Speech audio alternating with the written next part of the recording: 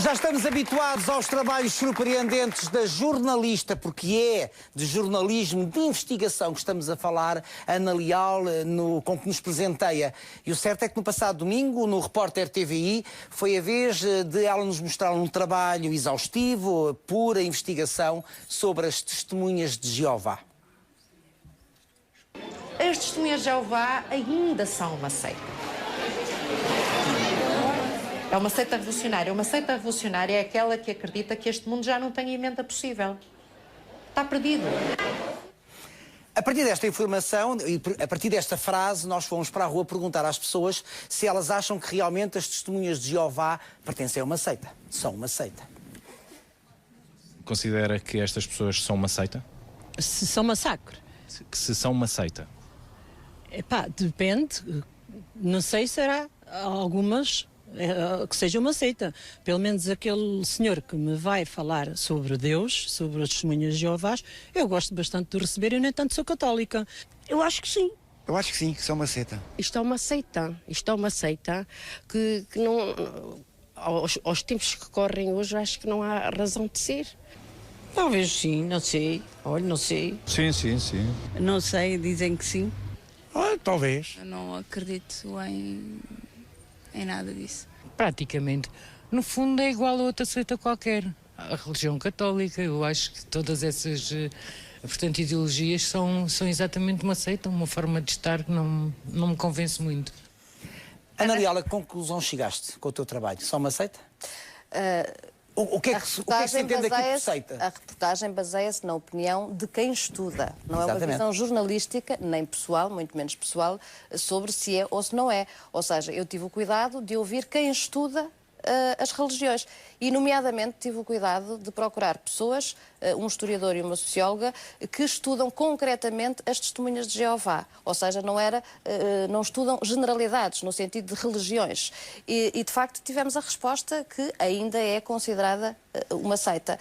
No sentido, que também foi explicado, de que devem obediência, neste caso, a uma cúpula, a um chefe carismático, e que acreditam que este mundo está perdido, que não tem recuperação possível, e eles são considerados os eleitos. Eles não aceitam, e penso que isso foi bastante evidente na reportagem, não aceitam a autoridade do mundo. O mundo somos nós, que estamos contaminados. E, portanto, não aceitam qualquer tipo de autoridade. Estamos mas a falar passa-se com outras crenças. Polícia, isto passa-se com outras crenças religiosas. Com certeza, mas neste caso estamos a falar das testemunhas de Jeová.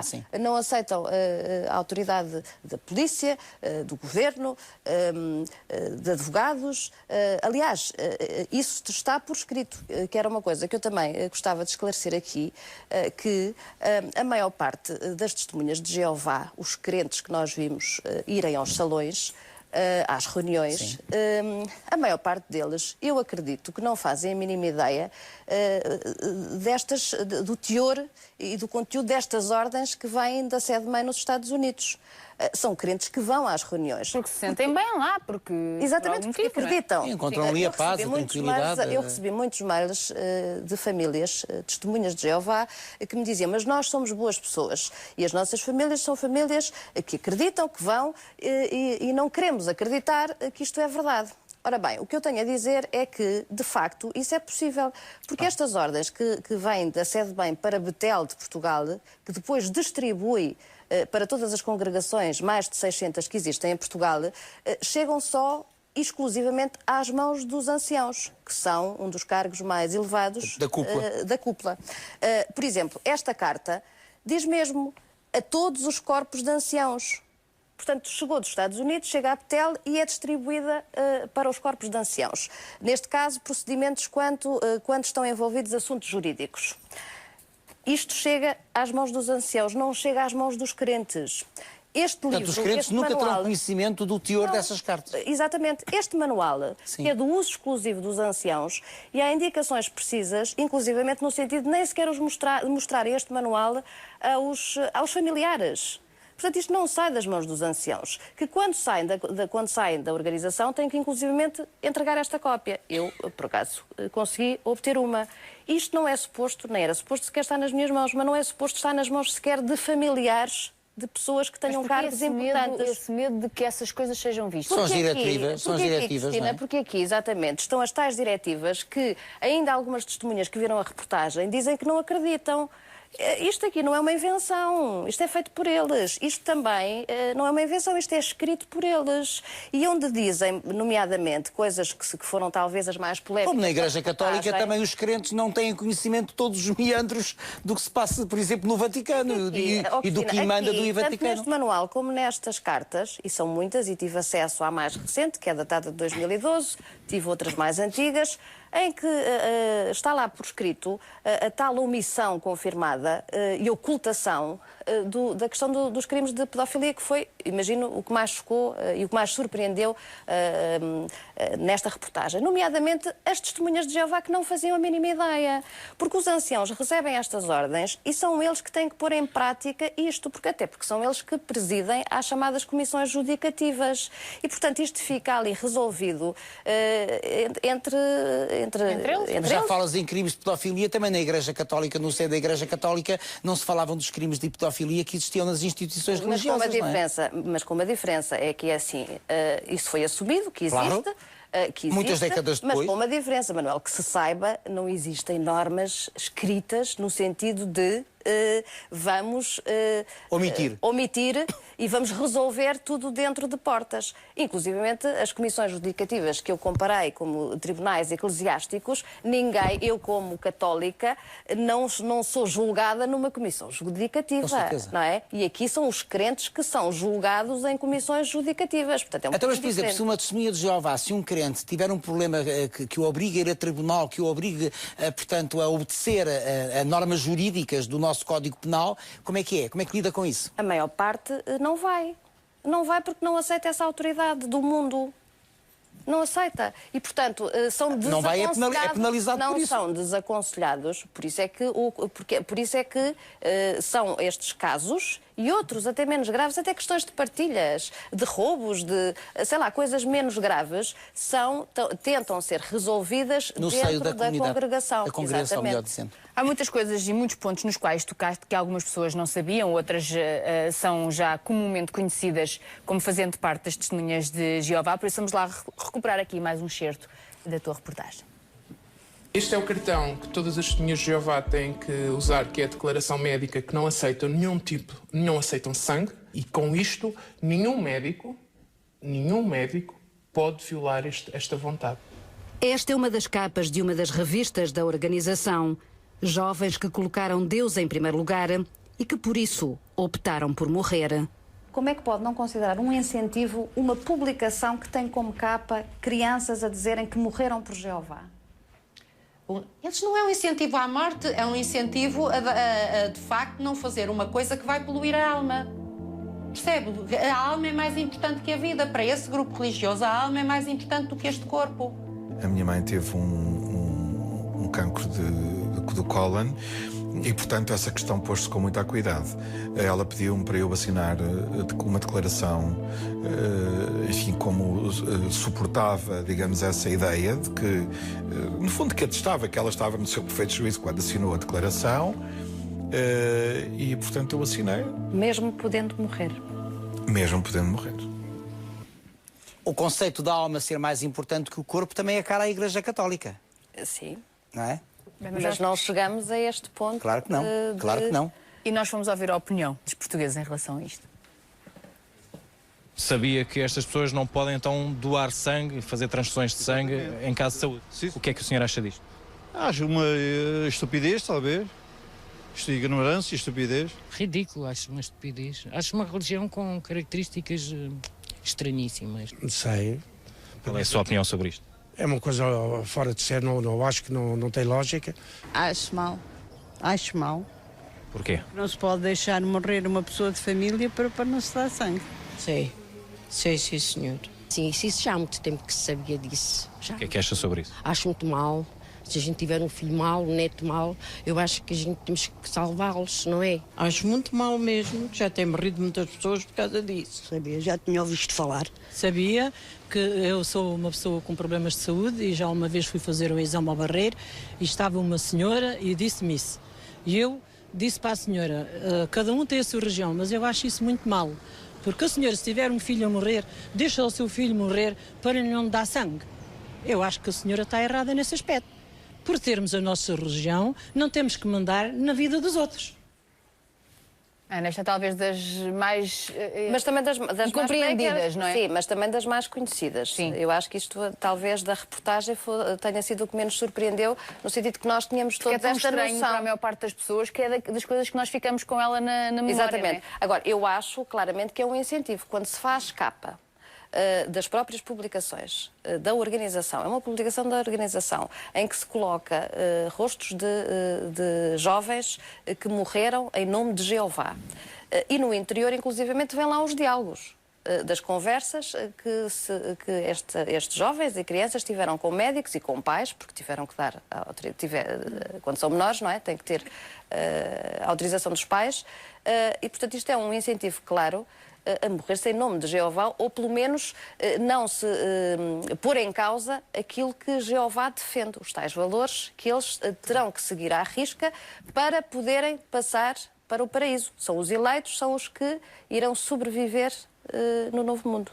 Jeová, pelos vistos, também se imiscui na vida privada, na vida íntima de quem faz parte da congregação, porque há também diretrizes muito específicas em relação à vida sexual. Exato. Então vamos lá rever esse momento.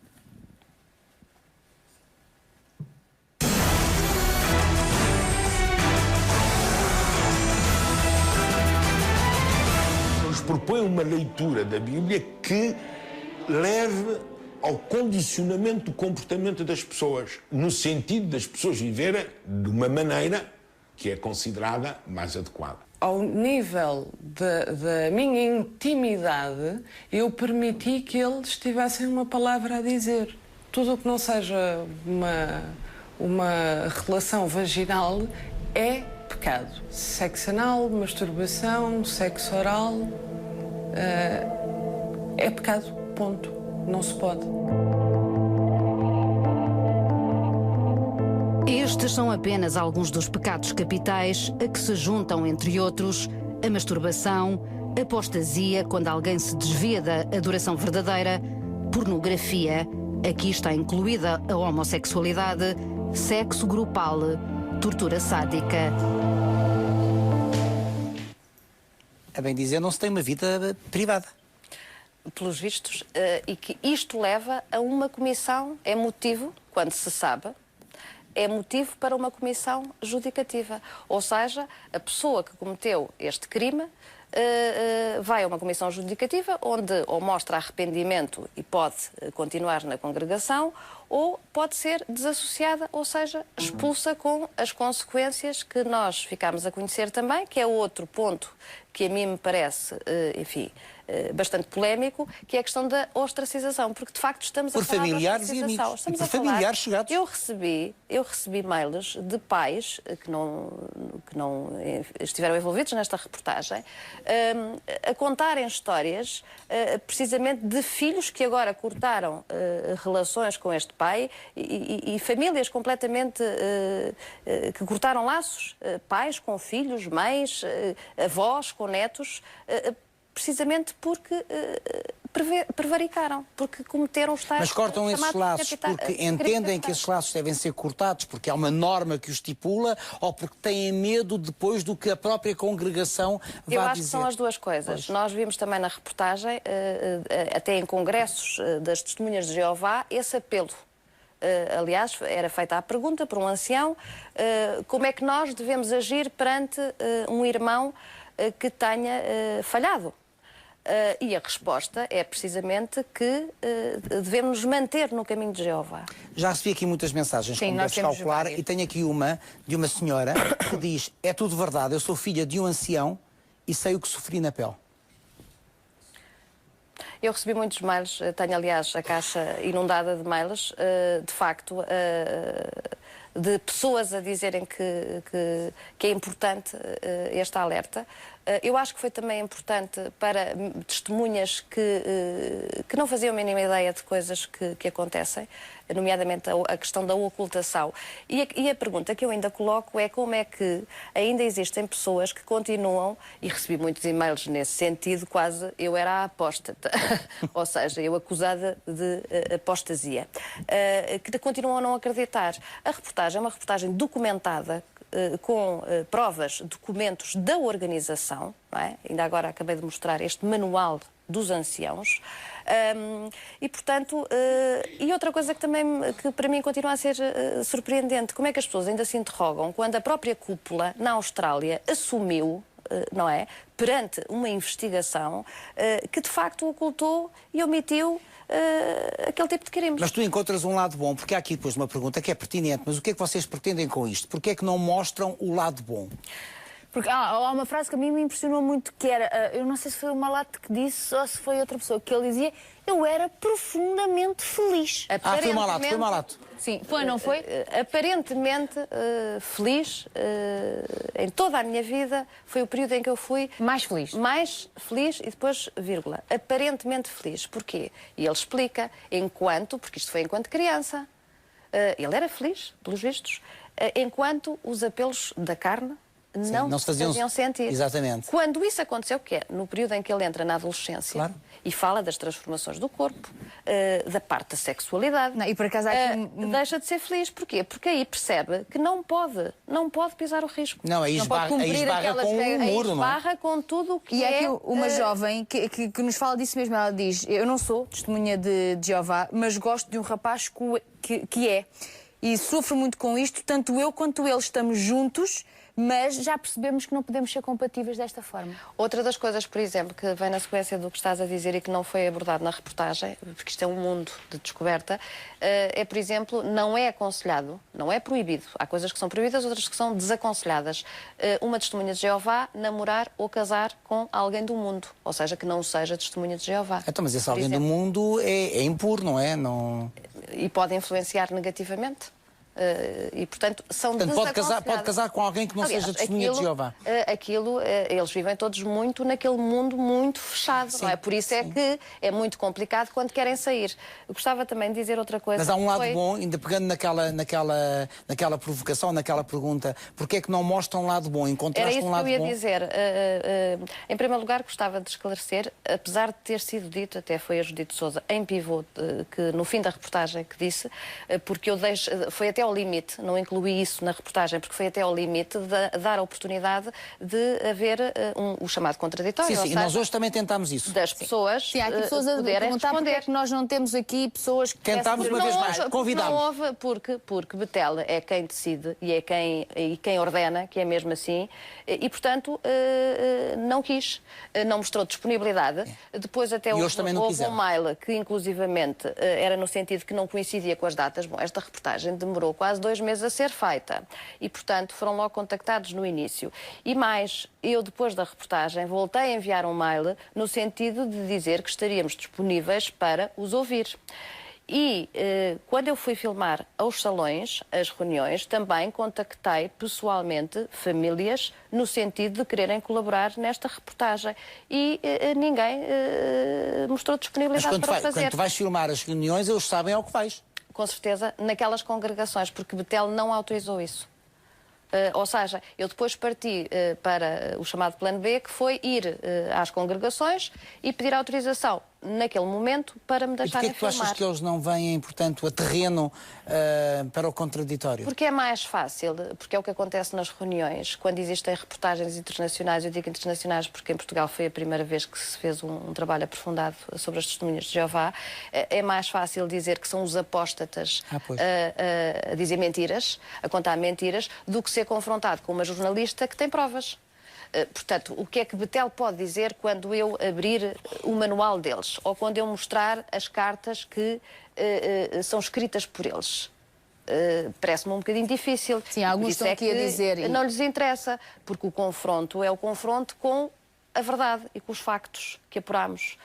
Não é a opinião da jornalista Ana Leal. É o que a jornalista Ana Leal conseguiu apurar perante factos inequívocos. Mas há aqui algumas pessoas que estão a contradizer um bocadinho aquilo que tu dizes, que dizem que não aceitam a transfusão de sangue, sim, mas que há alternativas a isso e que só não aceitam porque o sangue transmite muitas doenças e por isso eles Mas não qual é a não alternativa a uma aceitam. transfusão de sangue? Não, eles aceitam, isso também foi uma mudança, eles vão mudando ao longo dos certeza. tempos. Ou seja, havia uma fase de radicalismo que não aceitavam, por isso simplesmente, transfusões de sangue, tout court. Hoje em dia aceitam as chamadas frações. Mas é o que diz também uma testemunha na reportagem, no caso de uma emergência médica, e inclusivamente determinadas operações, que não é possível. Não é possível. E, portanto, estamos a falar, de facto, das pessoas poderem morrer. Ana, eram muitas as perguntas que nós tínhamos aqui para fazer, muitos os comentários. Aliás, houve aqui algumas pessoas que foram contrariando aquilo que tu dizes, que são testemunhas de Jeová, outras que falaram da sua saída. Mas eu, curiosamente, Cristina, tive muitos mails de pessoas também, que isto se calhar surpreende, é isto que a organização, as cúpulas, se calhar não querem.